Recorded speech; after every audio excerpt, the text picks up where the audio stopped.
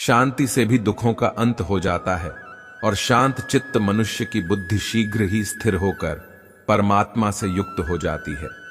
क्यों व्यर्थ की चिंता करते हो? किससे व्यर्थ में डरते हो? कौन तुम्हें मार सकता है? आत्मा ना पैदा होती है न मरती है, हर काम का फल मिलता है। इस जीवन में ना कुछ खोता है न व्यर्थ होता है। विषयों का चिंतन करने से विषयों की आसक्ति होती है, आसक्ति से इच्छा उत्पन्न होती है और इच्छा से क्रोध होता है, क्रोध से सम्मोहन और अविवेक उत्पन्न होता है। संयम का प्रयत्न करते हुए ज्ञानी मनुष्य के मन को भी चंचल इंद्रियां बलपूर्वक हर लेती हैं। जिसकी इंद्रियां वश में होती हैं उसकी बुद्धि स्थिर होती है। जो भी मनुष्य अपने जीवन आध्यात्मिक ज्ञान के चरणों के लिए दृढ़ संकल्प में स्थिर है, वह सामान्य रूप से संकटों के आक्रमण को सहन कर सकते हैं और निश्चित रूप से खुशियां और मुक्ति पाने के पात्र हैं। जब तुम्हारी बुद्धि मोह रूपी दलदल को पार कर जाएगी, उस समय तुम शास्त्र से सुने गए और सुनने योग्य वस्तुओं से भी वैराग्य प्राप्त करोगे। केवल कर्म करना ही मनुष्य के वश में है, कर्म फल नहीं। इसलिए तुम कर्म फल की आसक्ति में ना फंसो तथा कर्म का त्याग भी ना करो। मैं उन्हें ज्ञान देता हूं जो सदा मुझसे जुड़े रहते हैं और जो मुझसे प्रेम करते हैं। अप्राकृतिक कर्म बहुत तनाव पैदा करता है। अपने अनिवार्य कार्य करो, क्योंकि वास्तव में कार्य करना निष्क्रिया से बेहतर है। मैं सभी प्राणियों की हृदय में विद्यमान हूं। निर्माण केवल पहले से मौजूद चीजों का प्रक्षेपण है।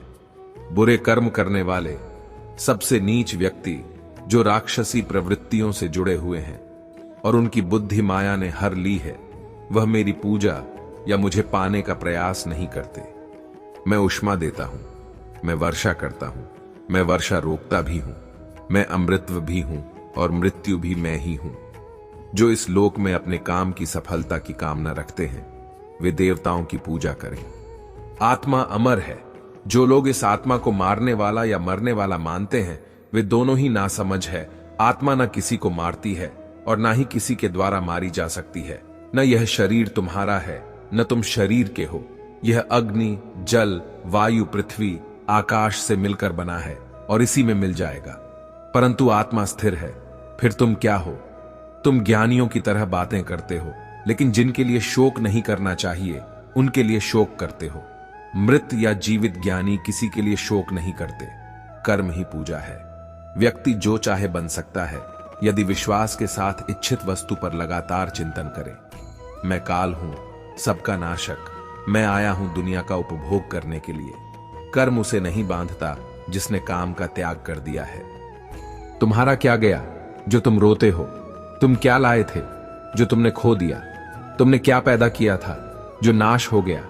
न तुम कुछ लेकर आए, जो लिया यही से लिया, जो दिया यही पर दिया, जो लिया इसी ईश्वर से लिया, जो दिया इसी को दिया। जो मन को नियंत्रित नहीं करते उनके लिए यह शत्रु के समान कार्य करता है। खाली हाथ आए और खाली हाथ वापस चले। जो आज तुम्हारा है कल और किसी का या परसों किसी और का होगा। तुम इसे अपना समझकर मग्न हो रहे हो। सुख, दुख, लाभ, हानि और जीत, हार की चिंता न करके मनुष्य को अपनी शक्ति के अनुसार कर्तव्य कर्म करना चाहिए। ऐसे भाव से कर्म करने पर मनुष्य को पाप नहीं लगता। जो हुआ वह अच्छा हुआ, जो हो रहा है वह अच्छा हो रहा है, जो होगा वह भी अच्छा ही होगा।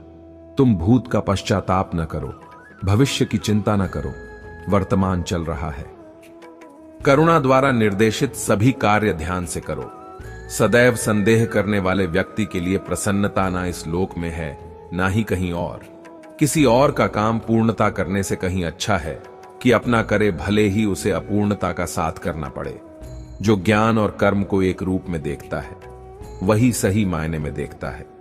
जो चीज हमारे हाथ में नहीं है उनके विषय में चिंता करके कोई फायदा नहीं है। जो कार्य में निष्क्रियता और निष्क्रियता में कार्य देखता है वह एक बुद्धिमान व्यक्ति है। यदि कोई बड़े से बड़ा दुराचारी भी अनन्य भक्ति भाव से मुझे भजता है तो उसे भी साधु ही मानना चाहिए और वह शीघ्र ही धर्मात्मा हो जाता है तथा परम शांति को प्राप्त होता है। जैसे प्रज्वलित अग्नि लकड़ी को जला देती है, वैसे ही ज्ञान रूपी अग्नि कर्म के सारे बंधनों को नष्ट कर देती है। क्रोध से भ्रम पैदा होता है, भ्रम से बुद्धि व्यग्र होती है। जब बुद्धि व्यग्र होती है तब तर्क नष्ट हो जाता है। जब तर्क नष्ट होता है तब व्यक्ति का पतन हो जाता है। सम्मानित व्यक्ति के लिए अपमान मृत्यु से भी बढ़कर है। सभी प्राणी जन्म से पहले अप्रकट थे और मृत्यु के बाद फिर अप्रकट हो जाएंगे, लेकिन जन्म और मृत्यु के बीच प्रकट दिखते हैं। फिर इसमें सोचने की क्या बात है। परिवर्तन संसार का नियम है। जिसे तुम मृत्यु समझते हो वही तो जीवन है। एक क्षण में तुम करोड़ों के स्वामी बन जाते हो, दूसरे चरण में तुम दरिद्र हो जाते हो। शस्त्र आत्मा को काट नहीं सकते, अग्नि इसको जला नहीं सकती, जल इसको गीला नहीं कर सकता और वायु इसे सूखा नहीं सकती। जैसे मनुष्य अपने पुराने वस्त्रों को उतारकर दूसरे नए वस्त्र धारण करता है, वैसे ही आत्मा मृत्यु के बाद अपने पुराने शरीर को त्याग करने से ही प्राप्त करती है। आत्मा न कभी जन्म लेती है और न मरती है। शरीर का नाश होने पर भी नष्ट नहीं